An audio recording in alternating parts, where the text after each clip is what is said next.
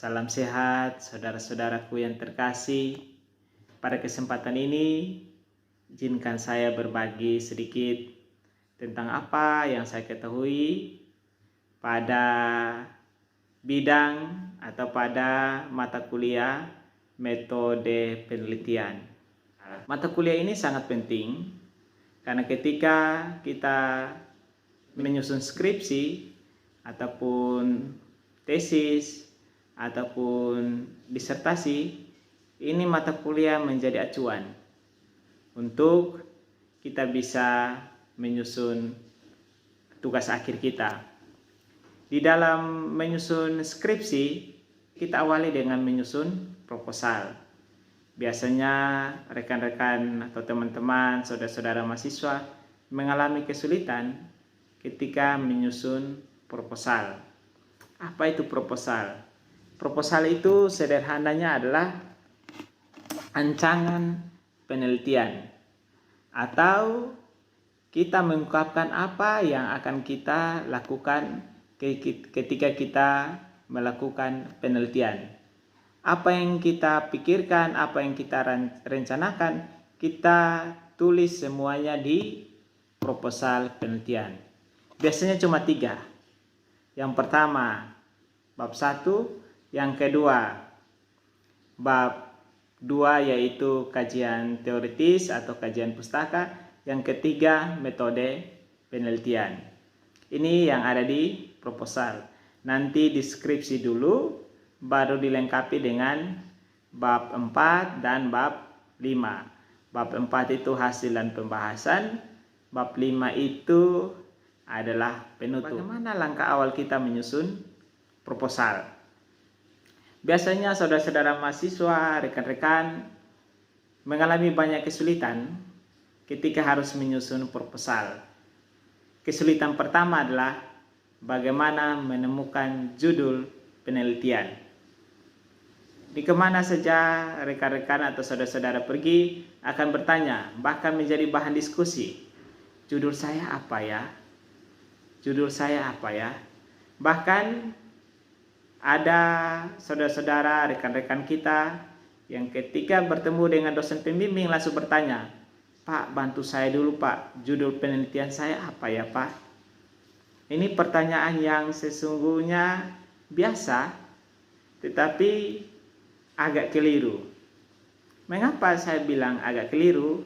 Karena ketika kita memulai suatu penelitian, kita tidak memulai dengan judul penelitian, tetapi kita mulai dengan masalah penelitian. Bagi saya, setiap penelitian harus ada masalah. Mengapa begitu? Karena kalau tidak ada masalah, buat apa kita teliti? Kalau semuanya oke, semuanya baik, buat apa kita teliti? Jadi penelitian harus ada masalah penelitian. Dan masalah penelitian ini biasanya dan wajib diungkapkan di latar belakang penelitian. Ini kita sebelum masuk ke latar belakang penelitian, izinkan saya dulu mengungkapkan apa yang ada di bab 1 di proposal penelitian. Yang pertama, latar belakang penelitian atau latar belakang masalah. Ini kita perlu ungkapkan apa yang melatar belakangi kita untuk melakukan penelitian. Yang kedua, rumusan penelitian atau rumusan masalah. Apa rumusan penelitian kita? Ini biasanya dalam bentuk pertanyaan dan selalu dalam bentuk pertanyaan. Mengapa dalam bentuk pertanyaan? Karena nanti akan ada jawabannya. Jawabannya setelah kita melakukan penelitian, atau jawabannya ada di bab 4 dan disimpulkan di bab 5 skripsi kita. Dan yang ketiga adalah tujuan penelitian. Tujuan penelitian kita apa? Kita teliti untuk apa? Itu tujuan penelitian. Yang keempat adalah manfaat penelitian. Penelitian kita itu bermanfaat tidak? Berdampak luas atau tidak? Ini Kira-kira ada 4 poin yang ada di bab 1. Kita bicara dulu bab 1. Baik, ini bab 1. Kalau bab 2, biasanya kalau kita penelitian kuantitatif, kita mulai dulu dengan pengungkapan teori tentang variabel X maupun variabel Y. Itu di bab 2.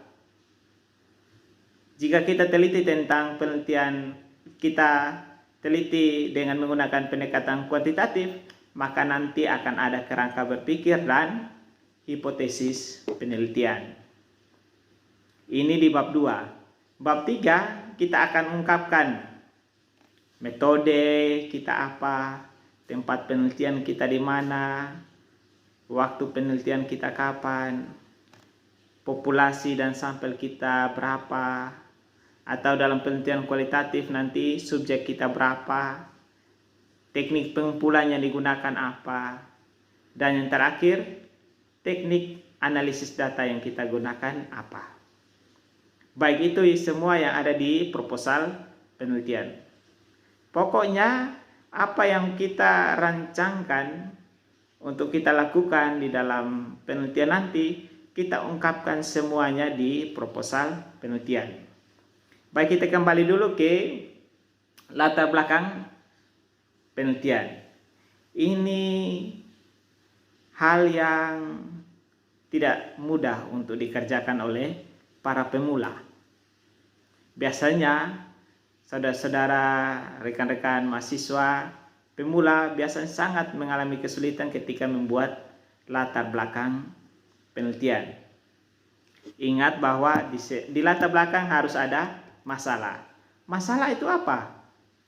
Masalah adalah kesenjangan antara harapan dengan kenyataan. Saya berikan contoh.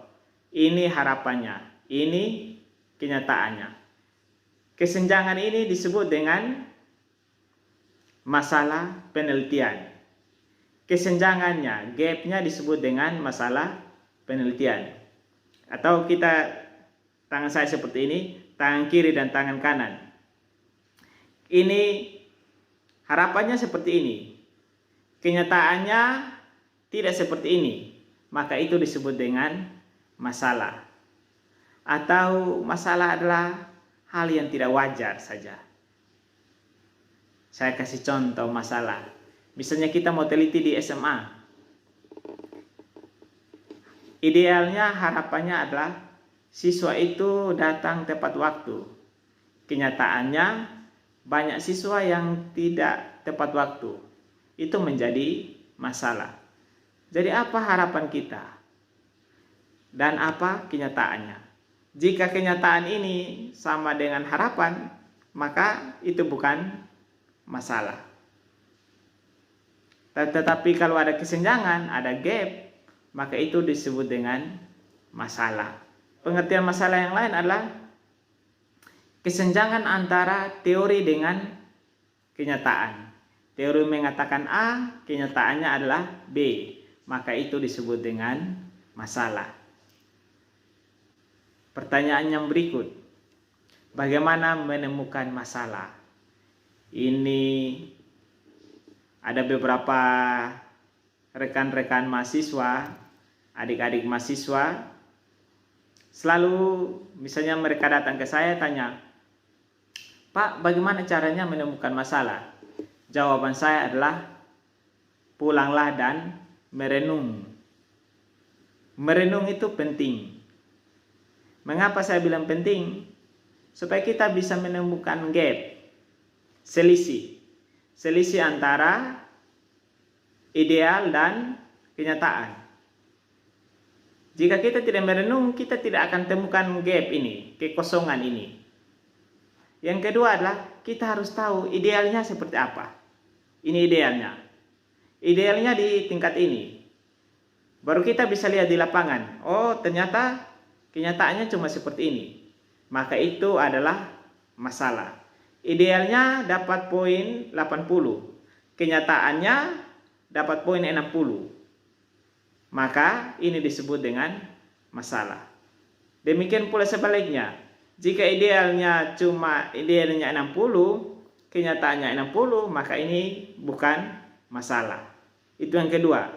Yang pertama merenung, yang kedua kita harus tahu idealnya seperti apa dan kita ukur kenyataan yang terjadi.